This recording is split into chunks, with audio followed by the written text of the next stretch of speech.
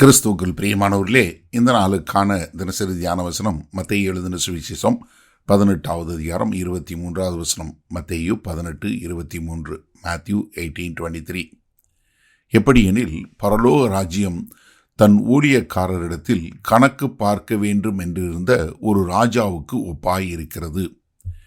இப்போ எத்தனை முறை மன்னிக்கணும் அப்படின்னு கேட்ட கேள்விக்கு பேதுரு கேட்குறார், ஆண்டவரே, நான் 7 முறை மன்னிச்சா போதுமா? ஆண்டவர் சொன்னார், அது கணக்கில் இல்லை அப்படின்னு சொல்லிட்டு அதை விளக்குவதற்காக ஒரு உவமானம் கொடுக்கிறார். எப்பயுமே என்ன பேரபிள் என்று சொல்லக்கூடிய உவமானத்தில் கர்த்தர் பேசுகிறார்.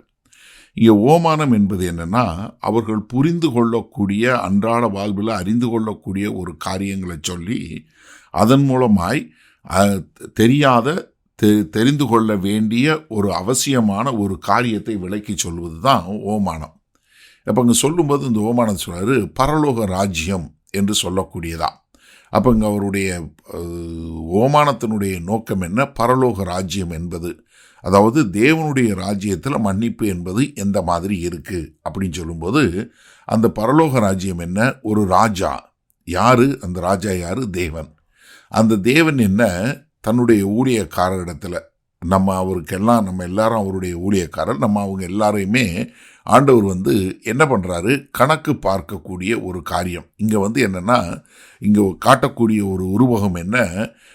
ஒரு எப்படி ஒரு ஃபைனான்ஸு சொல்லுவோம் இல்லையா, ஒரு பொருளாதாரத்தை நிர்ணயிக்கக்கூடிய ஒரு பதத்தை இங்கே உபயோகப்படுத்துகிறார். ஆனால் இதில் என்னென்னா, ஒரு ஆவிக்குரிய அர்த்தம். பொருளாதார ரீதியாக சொல்லும்போது இது ஆவிக்குரிய ரீதியில் பார்த்தீங்கன்னா என்ன? பாவத்துக்கு கணக்கு கொடுக்கக்கூடிய ஒரு காரியம். ஏன்னா நம்ம எல்லாருமே கர்த்தருக்கு கணக்கு கொடுக்க வேண்டும். அதை இங்கே தெளிவாக சொல்லக்கூடிய ஒரு காரியம். அப்போ பாவம் அப்படிங்கிற ஒரு கணக்கு பார்த்தோம்னா நம்மளால் எப்படி கர்த்தருக்கு முன்னாக நிற்க முடியும்? எனக்கு இந்த சங்கீதத்தில் பார்த்தீங்கன்னா 130வது சங்கீதத்தில் 3வது வசனம் பாருங்களேன். கர்த்தாவே, நீர் அக்கிரமங்களை கவனித்திருப்பீரானால் யார் நிலை நிற்பான்? எப்படி?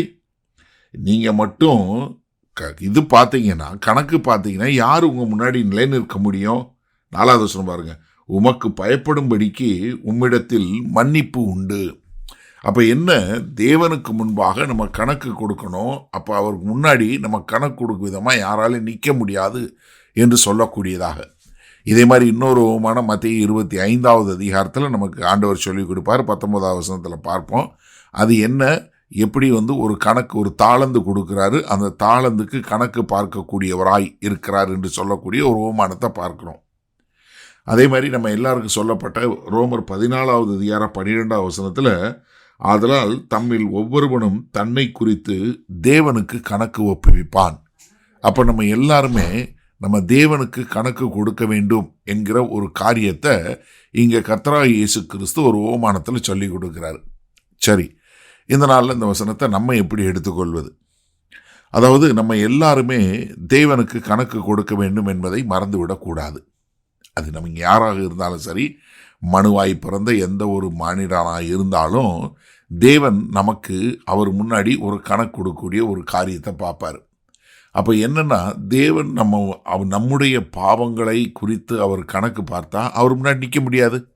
ஏன்னா 130வது சங்கீதம் நமக்கு மிக தெளிவாக சொல்லி கொடுக்குறது.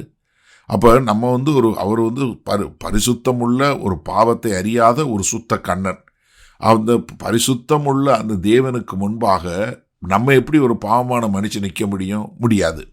ஆனால் கர்த்தராகிய இயேசு கிறிஸ்துவனுடைய பாவ மன்னிப்பின் மூலமாய் மீட்பு பெற்றவர்களாய் தேவனுடைய ராஜ்யத்தில் நம்மளால் நிற்க முடியும். அப்போ இங்கே சொல்லி கொடுக்கும்போது என்ன சொல்கிறாரு? நம்ம எல்லாருமே கணக்கு கொடுக்கணும்.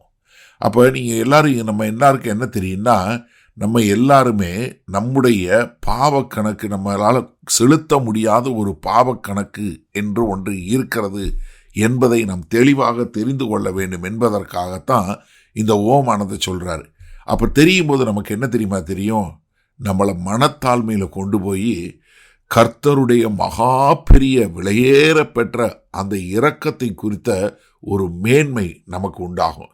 ஏன்னா மன்னிப்பதில் நம்ம தேவனுக்கு ஒப்பான தேவன் வேற யார் என்று சொல்லக்கூடிய ஒரு கேள்வியை கேட்குறார் இல்லையா? மீகா தீர்க்கதரிசி 7வது அதிகாரம் 18வது வசனத்தில். அப்போ என்னென்ன, நம்முடைய தேவன் ஒரு ராஜா. அவர் என்ன பண்றாரு? நம்மளால செலுத்த முடியாத ஒரு கடனை அவர் மன்னிக்கக்கூடியவராய் இருக்கிறார். அப்ப அவர் நம்மகிட்ட எதிர்பார்க்கிறது என்ன? நம்ம ஒரு நன்றி அறிதலோடு அவரை ஆராதிக்கக்கூடிய மக்களாக. அப்போ இந்த நாளில் நமக்கு மிக தெளிவாக தெரிய வேண்டியது என்னென்னா, நம்ம எல்லாருமே ஒரு பெரிய பாவ கணக்கு வைத்திருக்கிறோம். அது நம்மளால் திருப்பி செலுத்த முடியாதது. கர்த்தருடைய இரக்கம் ஒன்று தான் அதற்கு காரணம். வல்ல பிதாவே, இந்த செய்தியை கேட்டுக்கொண்டிருக்கிற ஒவ்வொரு சகோதர சகோதரியும் ஆண்டவரே, தாங்கள் செலுத்த தெரிய முடியாத ஒரு பாவ கணக்கு உண்பு என்பதை உணர்ந்து, ஆண்டவரே உம்முடைய இரக்கத்தையும், ஆண்டவரே உம்முடைய இரக்கத்தை ருசித்தவர்களாய் நன்றி எழுதலோடு உம்மை ஆராதிக்கக்கூடிய மக்களாய் இருக்க ஒப்புக் கொடுக்கிறோம். மீட்பெரும் இரட்சகருமாகிய இயேசு கிறிஸ்துவின் மூலம் பிதாவே, ஆமேன்.